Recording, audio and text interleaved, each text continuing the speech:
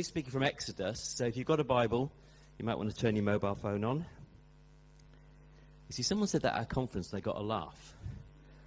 I try it, and it's just like false humour. So this is my little prop for today. This is a lovely plant, isn't it? Do you like it? Yeah. It's actually an artificial plant. Oh, it looks nice though, doesn't it? It's very easy to maintain. Yeah, very easy to maintain. Doesn't need watering. You don't need to think about what it needs feeding. You don't need to think about having someone take care of it while you're away. Very important. And it never dies, does it? Really? It just stands there and you don't have to take care for it. Really practical, very useful little thing, isn't it? But it's not like the real thing. It's not like the real thing. It doesn't smell. No smell to it. It doesn't do what a plant does in terms of taking all the carbon dioxide out of the atmosphere and bringing life-giving oxygen. It doesn't grow. It stays stagnant. It doesn't produce seed and multiply. So although it's easy, though it's helpful, gives us a bit of an easy life, actually it's not that practical, it's not that fruitful in what it does. It's nice, but it's not the real thing. And that's really what I want to be touching on this morning.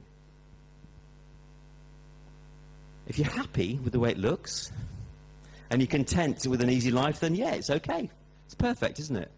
Perfect for what you need. It sits there, it looks nice, and decorates. And the thing about this second best option, though, it's often the easier thing. So it is an easy life. You don't have to think.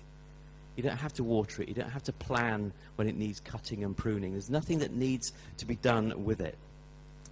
And I think there's a danger for us too, for those who know and love and follow Jesus, that we too at points can settle for second best. Because sometimes pushing, I think, and contending for the genuine presence of God can become quite hard. We can get disappointed, can't we, with seemingly unanswered prayer. We can become frustrated when we look around at the world and we see that evil is flourishing. So why should we bother trying to follow what Jesus says? We can get tired of messing up and feeling we're not good enough.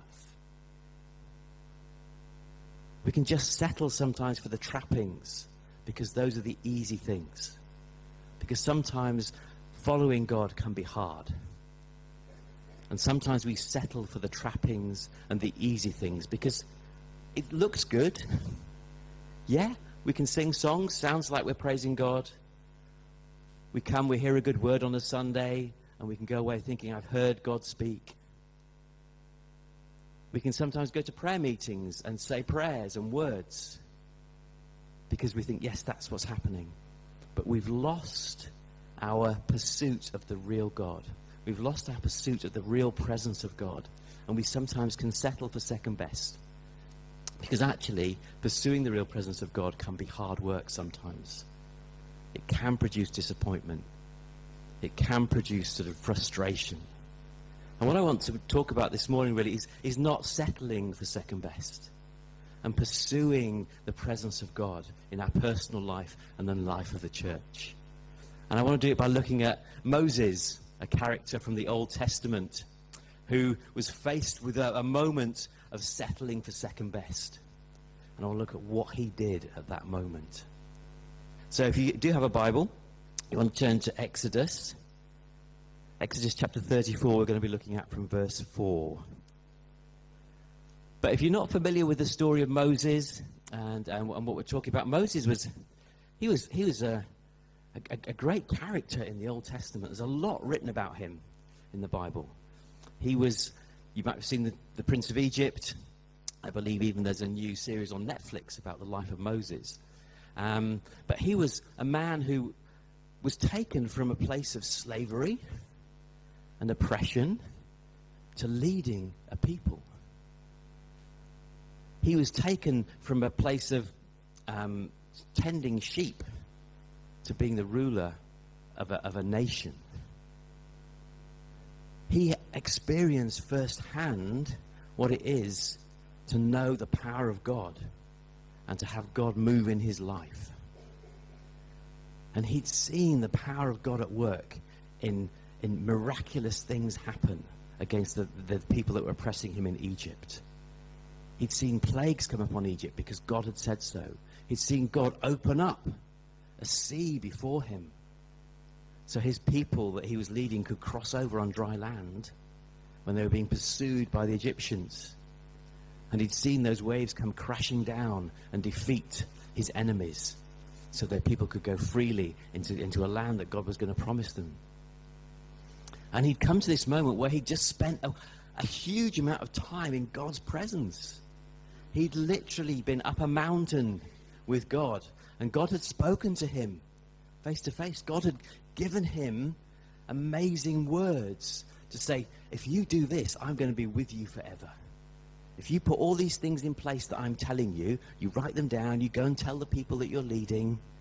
If you write all this down and you do these things, I'm going to be with you.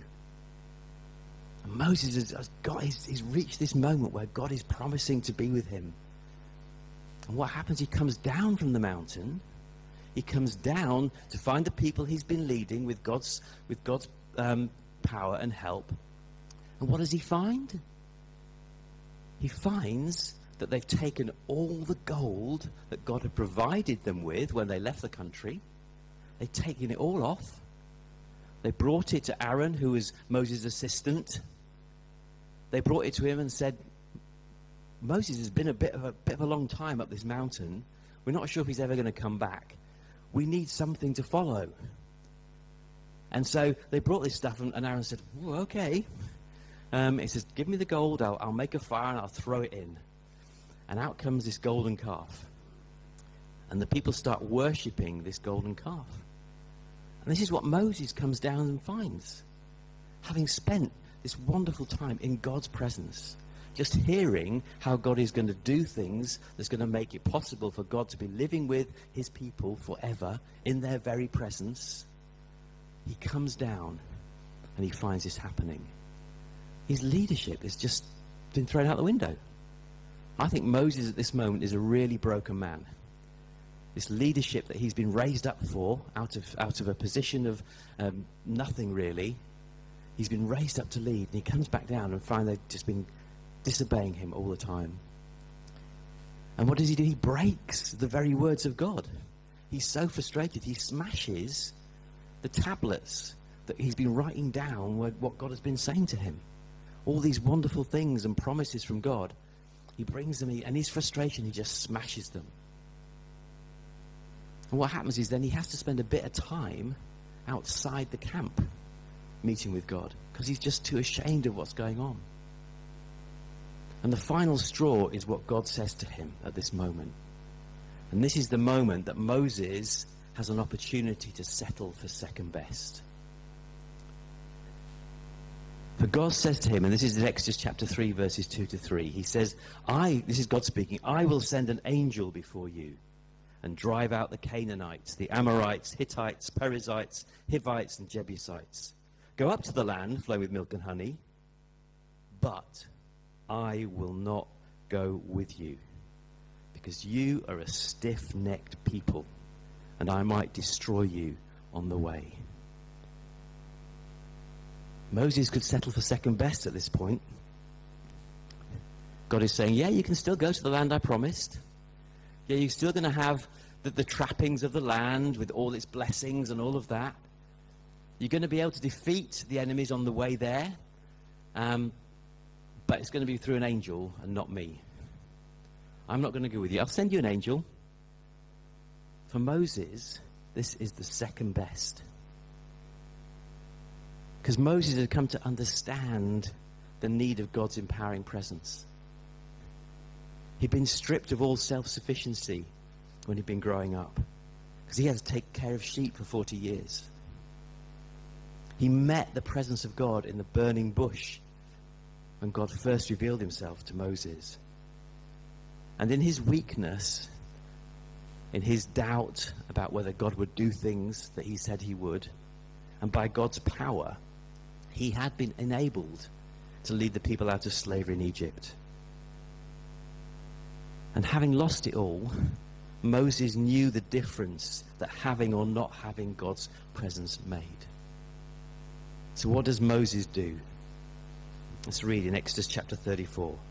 It says, "So Moses cut 2 tablets of stone like the first, and he rose early in the morning and went up onto Mount Sinai as the Lord had commanded him, and took in his hand 2 tablets of stone. The Lord descended in the cloud and stood with him there and proclaimed the name of the Lord. The Lord passed before him and proclaimed, 'The Lord, a God merciful and gracious, slow to anger and abounding in steadfast love and faithfulness, keeping steadfast love for thousands, forgiving iniquity and transgression and sin, but who will by no means clear the guilty, visiting the iniquity of the fathers on the children and the children's children to the 3rd and 4th generation.' And Moses quickly bowed his head toward the earth and worshipped. And he said, 'If now I have found favor in your sight, O Lord, please let the Lord go in the midst of us. For it is a stiff-necked people. And pardon our iniquity and our sin, and take us for your inheritance.'" Moses wasn't prepared to settle for second best. For Moses, even an angel to lead them was not acceptable. He wanted to be led by God himself, the God that he'd come to know. Why was this genuine presence of God so important to Moses? Why did he feel he needed to contend and pray, get down on his knees and say, "Please, don't leave us, be with us, go with us, take us for your inheritance"? I think it's 2 things, because firstly, who we are, who the people are, and secondly, who God is. Moses' cry for the need of God's genuine presence is because he knows the sinfulness of the people. He knows, doesn't he? He says, we are a stiff-necked people. There's a confession there that says, I know that we are sinful. I know that we're rebellious. There's a confession of recognition of our need of God's presence in this moment. Moses recognized the need. Moses recognized the need for the people to have God's presence with them. An angel wasn't good enough. An angel couldn't forgive. An angel couldn't provide steadfast love. An angel could be powerful. An angel could destroy enemies on the way. But it wasn't the genuine presence of God. And because of that, because the people were stiff-necked, is the word that's used, because they were sinful, because they were rebellious, that's why Moses knew God's presence needed to go with them. And because of the second thing is who God is. So who the people are, who we are, we're stiff-necked. They were stiff-necked. Moses knew God's presence was needed. Not an artificial thing, not something that that looked nice, looked okay, but wasn't the genuine article. He needed God's presence because of God, who God is. And I love this bit. Excuse me.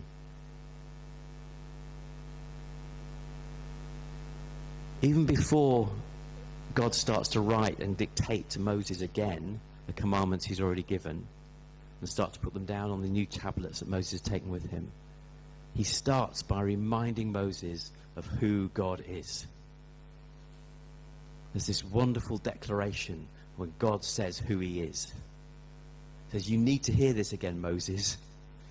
You need to hear this again. I know you're disappointed. I know you're frustrated.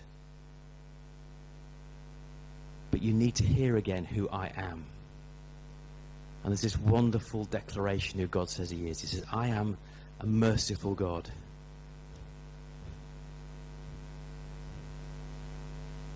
Gracious, slow to anger, abounding in steadfast love and faithfulness, keeping steadfast love for thousands of generations, forgiving sin and transgression and iniquity.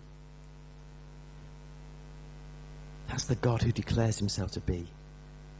But he also is the God of justice as well. He's the God who says, I will hold people to account. for what they've done. I won't just brush things under the carpet. This genuine God, he reveals himself to Moses. And Moses wants his presence to go with him because of this. Because he knows that people need forgiveness. And only God is the one who forgives. They need his grace and mercy with them all the time because he knows they're going to keep messing up. He knows they're going to keep failing. He knows. He's experienced it on his journey so far. He knows that the people need the genuine presence of God, the one who forgives, the one who loves, the one who is righteous, the one who is holy, to go with them. And not some imitation, not just some second-best angel. Because he needs the presence of God and he's experienced it. For Moses, an angel is not good enough because it's not this God who is the genuine article. And we too are in this place of knowing the genuine mercy of God and his justice in Jesus Christ. Will we settle for second best? Good teaching, good singing, good fellowship, good projects, good planning. They're all good things. But they're never to usurp our seeking and honoring the presence of God with us. The world needs to hear the genuine voice and see the genuine presence of God at work. A stiff-necked, sinful world. They need to know that there is a God who sees injustice and acts against it. They need to know that there is a holy God who sees when things are wrong and who acts against it. We need to see that justice satisfied. And the world needs to see that justice satisfied.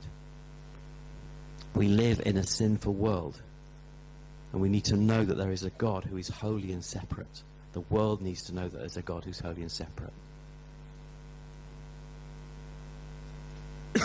He's prepared, but they also need to know there's a God who is so merciful and loving that he will take that punishment and justice against our sinfulness on himself in Jesus Christ, so that we are forgiven. That's how God's forgiveness works. And we're set free to know God. In Jesus' words and actions, he is displaying who God is, as God did in his words to Moses. Jesus' words and actions on the cross, his mercy in saying, if you follow and believe in me, your sins are forgiven. Through my act of death on the cross, my act of taking the punishment of your sin on myself. He's declaring in his actions and his words the same words that God spoke to Moses when he revealed himself to Moses. And we need to be demonstrating and living out the true gospel that this represents. Because if we're not careful, we can settle for a wishy-washy gospel that just says we love everybody. And everybody's going to be saved at the end. Because it sounds nice to people, doesn't it? It does sound nice. To be like, it doesn't matter what you do, it's okay. It's all going to be all right in the end. Because it sounds nice, and it doesn't. That problem is that doesn't require us to grapple with the truth that God punishes sin and that he is holy.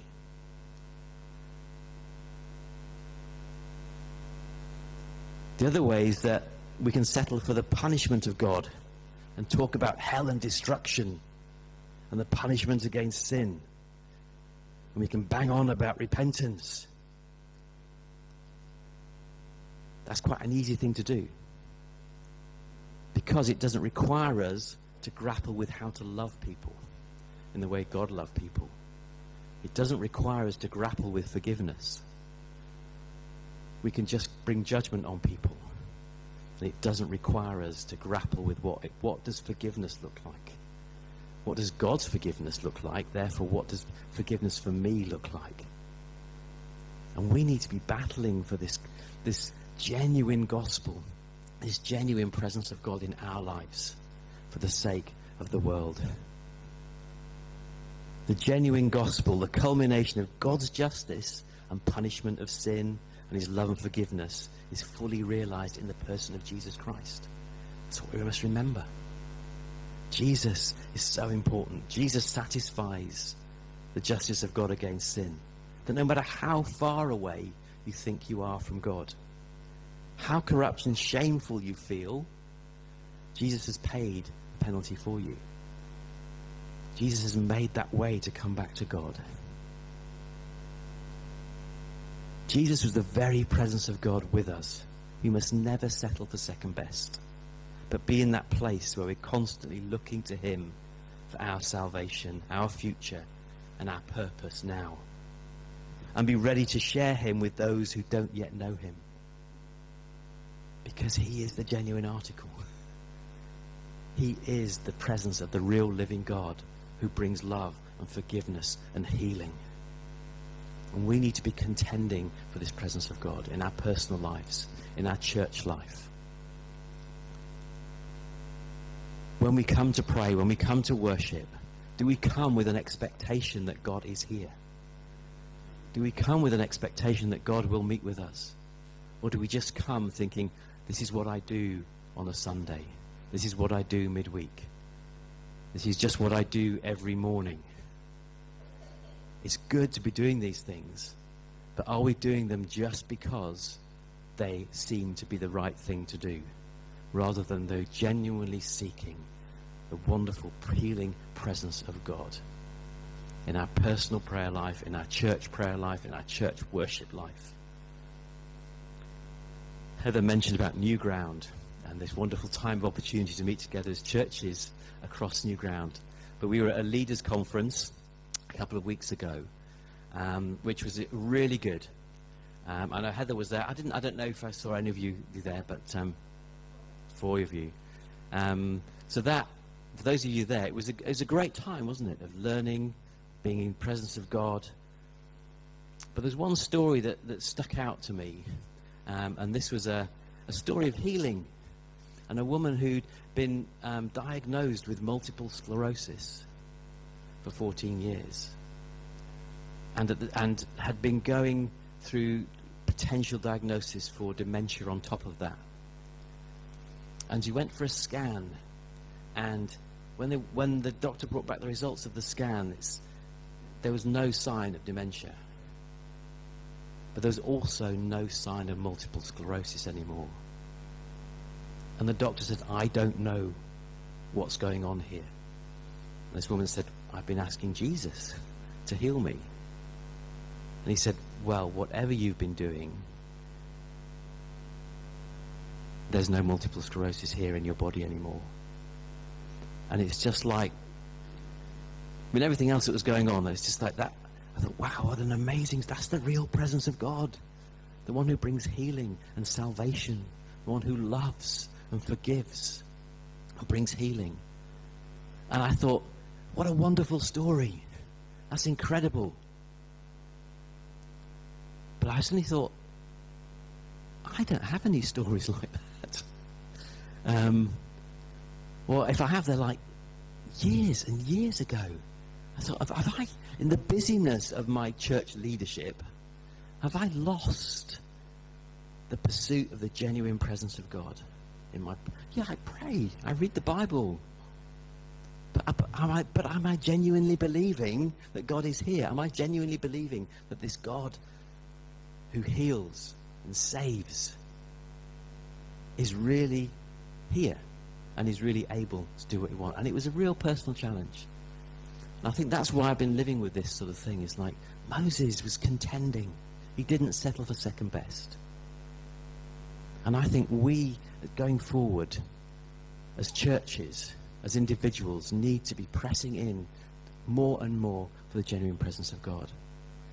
Expecting in faith that God is going to move in power. Expect in faith that God is bringing salvation to our families and our friends and our neighbours. And act in accordance with that. Moses was prepared when he went with God. He got up early in the morning, it says, as God had commanded. Yeah, Moses was broken. He knew he didn't want an angel to go. But he said, I'm going to prepare myself. And he got up early in the morning. He took the new tablets with him, ready to hear what God had to say. And I pray for us as a church and as individuals, we're in that place of being ready, contending, not settling for second best, but constantly saying, God, speak. God, move. God, act. Because I believe you're here and you're with us. So maybe you just stand and just take a moment just to think of that, those words that God said to Moses, the actions of Jesus on the cross.